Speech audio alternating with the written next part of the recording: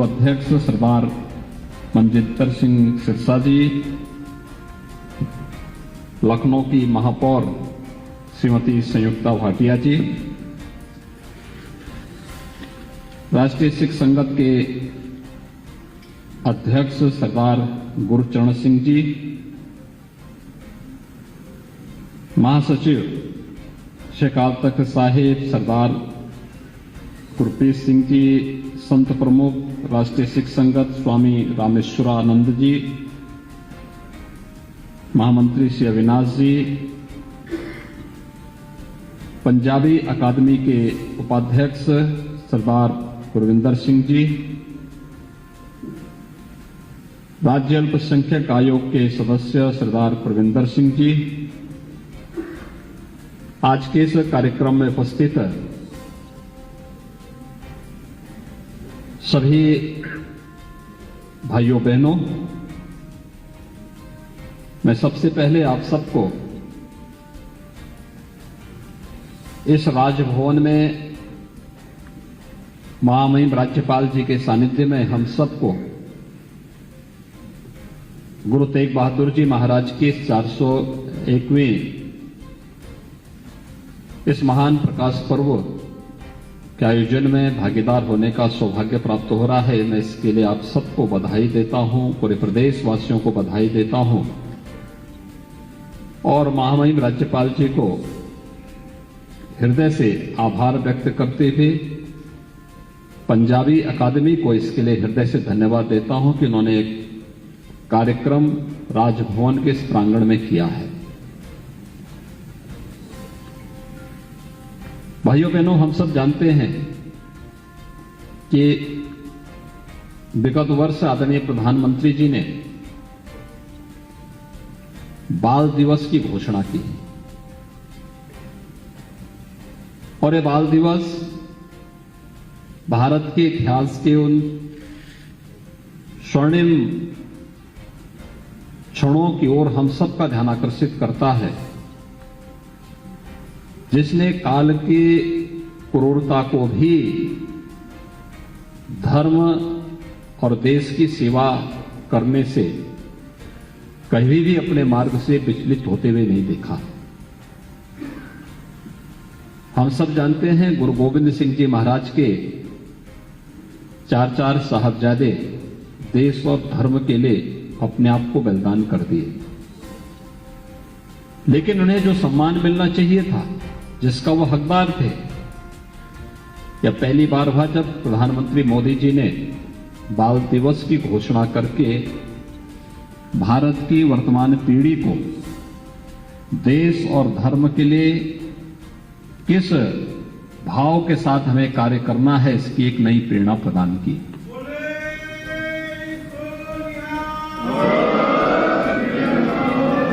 यह हम सबका सौभाग्य है कि जब हम भारत के इतिहास का अवलोकन करते हैं, भाइयों बहनों, विकास की बात बहुत होती है और विकास के साथ हमें सतत रूप से आगे भी बढ़ना चाहिए। दुनिया में जहां कहीं भी प्रगति हुई है, उसको देखना, उसके अनुरूप अपने आप को तैयार करना, ये बुरी बात नहीं है। हम मंगल ग्रह तक की यात्रा आज कर रहे हैं, नए नए अनुसंधान हो रहे हैं, इंटरनेट ऑफ थिंग्स की बात होने लग गई है, आर्टिफिशियल इंटेलिजेंस के माध्यम से दुनिया बहुत आगे बढ़ चुकी है। लेकिन इन सब के साथ हम सबको याद रखना होगा कि इतिहास को विस्मृत करके हम आगे नहीं बढ़ सकते। इतिहास के गौरवशाली क्षण हमें आगे बढ़ने की प्रेरणा प्रदान करते हैं, तो इतिहास की गलतियां भी हमें उसका परिमार्जन करने का एक अवसर भी प्रदान करता है। हम जब किसी कार्य को करते हैं, आज भी ये व्यवस्था है कि उसकी सोशल इंपैक्ट स्टडी कराते हैं। हम समाज अध्ययन से अपने आप को दूर नहीं कर सकते।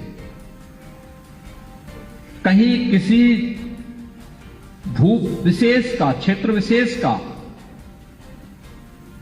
ज्योग्राफिकल मैपिंग करनी हो तो वही कर पाएगा जिसने भूगोल का अध्ययन किया हो, ज्योग्राफी का अध्ययन किया हो। हम उससे अपने आप को अलग कैसे कर सकते हैं? आपने यहां पर भी कीर्तन सुन रहे थे। ये सभी तो हमें भक्ति की धारा के साथ जोड़ने का एक अभिनव प्रयास है, जो हमें भक्ति के माध्यम से हमारे अतीत के साथ जोड़ता है, तो हमारी भारी कार्य योजना को बनाने के लिए भी प्रेरित करता है। ये सभी चीजें जब एक साथ जुड़ेंगी, आगे बढ़ेंगी, तब देश और समाज प्रगति के पथ पर अग्रसर होकर के अपनी भावी योजना को भी बढ़ाता है।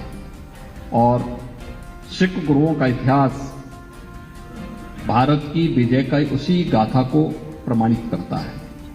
गुरु नानक देव जी से विशुद्ध भक्ति की धारा जो प्रारंभ हुई, विशुद्ध भक्ति की धारा जो प्रारंभ हुई, वह जब देश और समाज की आवश्यकता पड़ी तो उसे शक्ति पुंज बनने में भी कोई देर नहीं लगी।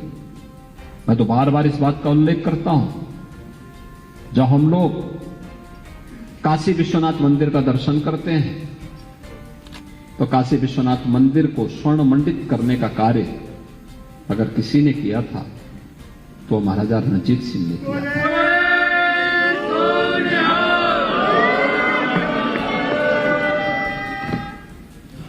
एक वह धारा थी जो विखंडन करने की थी, जिसने काशी विश्वनाथ मंदिर को तोड़ा था, और एक वह धारा थी जिसने काशी विश्वनाथ मंदिर को स्वर्ण मंडित करके भारत के इतिहास को स्वर्णाक्षरों में लिखने के लिए आने वाली पीढ़ी के सामने बहुत कुछ कहा है।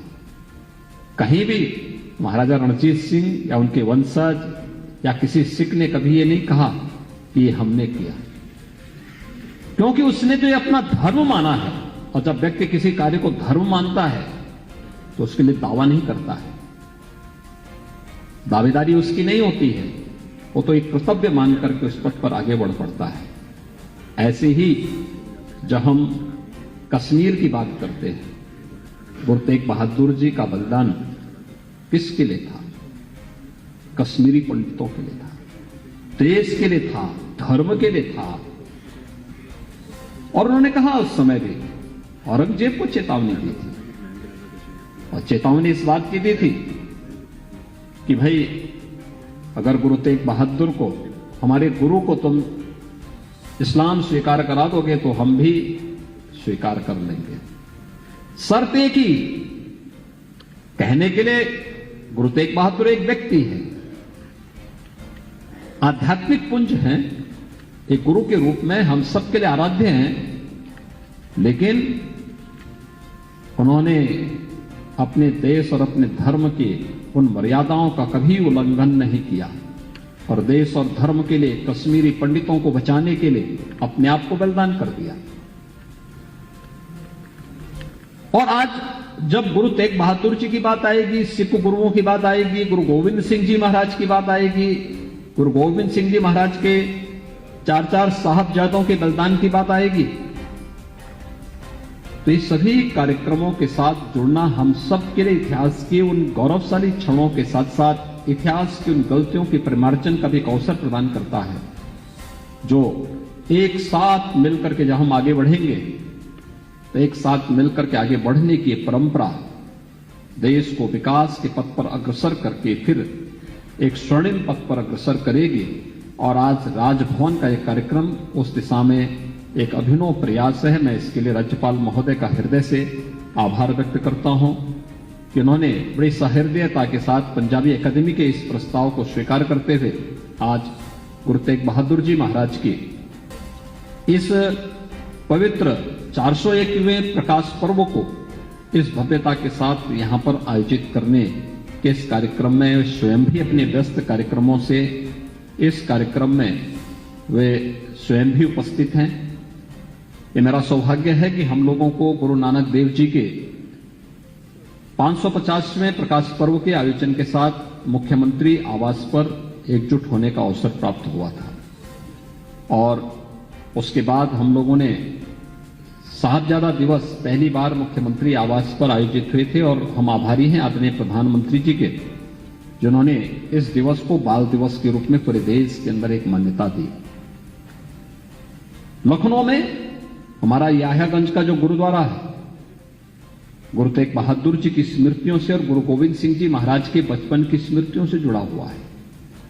मैं स्पेशली पटना गया था, मैं पटना साहिब के दर्शन करने के लिए, कि किन परिस्थितियों में उस कालखंड में भी कैसे गुरु गोविंद सिंह जी महाराज का जन्म वहां पर होता है, कैसे बचपन में उनको वहां से उनकी सवारी लखनऊ में आती है, अलग अलग स्थानों से होती हुई फिर निकलती है, और आज भी स्मृति हमारे पास जुड़ी हुई है।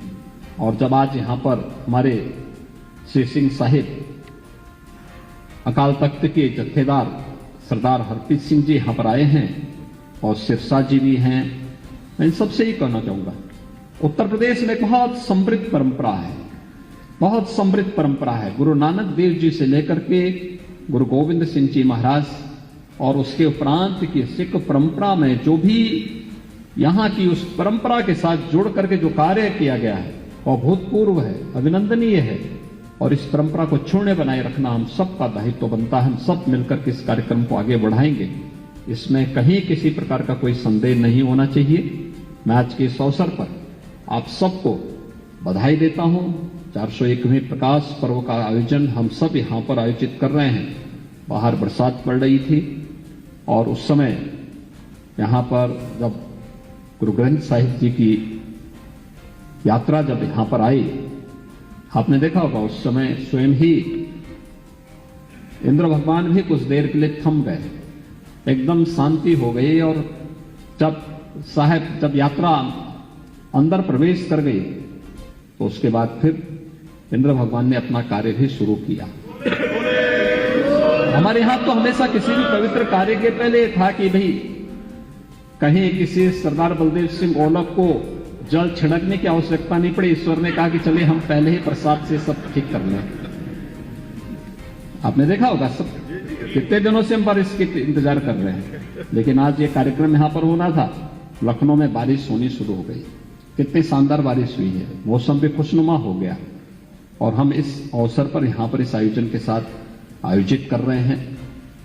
कहीं कोई भय नहीं, कहीं कोई चिंता नहीं, हर ओर उत्साह है, उमंग है, इसलिए क्योंकि ये परंपरा हमारी अपनी परंपरा है। इस परंपरा के साथ हमारी संवेदनाएं जुड़ी हुई हैं, हमारी भावनाएं जुड़ी हुई हैं। लेकिन क्या इस प्रकार के आयोजन हम ननकाना साहिब में कर पाएंगे? क्या काबुल में कर पाएंगे? क्या किसी ऐसे स्थल पर जो देश भारत से अलग हो गया, क्या उन क्षेत्रों में संभव हो पाएगा? बहुत कठिन है। और इसलिए हम सबको इस बारे में ध्यान रखना होगा कि सिख गुरुओं का जो बलिदान था वह देश और धर्म दोनों के लिए समान रूप से था, और वह हमें निरंतर एक नई प्रेरणा प्रदान करता है। आज के इस अवसर पर मैं एक बार फिर से आप सबको गुरु तेग बहादुर जी महाराज की 401वीं इस पावन प्रकाश पर्व की हृदय से बधाई देते हुए आप सभी का यहां पर आए हुए हमारे अकाल तख्त के जो जत्थेदार हैं सरदार हरप्रीत सिंह जी का, सिरसा जी का, हृदय से मैं उनका अभिनंदन भी करता हूं। मैं यहां पर पंजाबी अकादमी से जुड़े हुए हमारे जितने भी पदाधिकारी हैं इन सबको हृदय से धन्यवाद देता हूं और विश्वास व्यक्त करता हूं इस प्रकार के आयोजन होने चाहिए। आज इन्होंने यहां पे अपने पंजाबी अकादमी से जो कार्य इन्होंने रचनात्मक कार्य किए हैं और पंजाबी को लोक भाषा के रूप में प्रचलित करने के लिए क्या कुछ होना है, इसके बारे में भी इन्होंने कुछ प्रकाशन यहां पर किए हैं और प्रकाशन का यहां पर विमोचन और उसकी एक साइट भी महामहिम राज्यपाल जी के द्वारा यहां पर अभी आप सबके सामने लॉन्च की गई है। हमें इसका अधिक से अधिक प्रचार करना चाहिए और जो सकारात्मकता है समाज में, जो भी सकारात्मकता है, उस सकारात्मकता को तेजी के साथ आगे बढ़ाने की कोशिश हम सबको करनी चाहिए। हर व्यक्ति को सीखना चाहिए। मुझे लगता है कि गुरुमुखी सीखने में किसी को भी कोई दिक्कत नहीं होनी चाहिए, क्योंकि ये तो एक पवित्र भाषा है, पवित्रता का प्रतीक है। अपने देश, अपने धर्म, अपनी भाषा, इन सब पर हमें गौरव की अनुभूति करनी चाहिए। और मैं यह कार्यक्रम उत्तर प्रदेश सूचना विभाग ने उस पुस्तिका का यहाँ पर प्रकाशन करके पंजाबी अकादमी को दिया है। इसका विस्तार हो और तेजी के साथ इसको हम पाठ्यक्रम के साथ जोड़ सकें, इस दिशा में हमें प्रयास करना चाहिए। आज के इस अवसर पर एक बार फिर से मैं आप सबको यहाँ पे स्वामी हमारे निर्मल अखाड़ा के स्वामी रामेश्वरानंद जी भी आए हैं। काफी दिनों के बाद मेरी इनसे मुलाकात हो रही है, क्योंकि बीच में यद्यपि स्वयं डॉक्टर है और अच्छे प्रतिष्ठित चिकित्सक रहे हैं, बाद में संत हो गए। संत का बाना उन्होंने धारण किया, जागरण के कार्यक्रम के साथ जुड़ गए, वृहद अभियान के साथ जुड़े। पंजाब, हरियाणा, राजस्थान, हिमाचल, उन सभी क्षेत्रों में निरंतर धार्मिक जागरण के अभियान के साथ जुड़े रहते हैं। आज उनका जब मैं यहां देखा उनको, आज तो मैं स्वयं भौचक था कि मुझे लगता है कि मेरी कई वर्षों के बाद उनसे मुलाकात हो रही है। मेरी उनसे मुलाकात पंजाब, हरियाणा और राजस्थान में ही हुआ करती थी। आज वे यहाँ पर वे भी इस कार्यक्रम के साथ जुड़े हैं।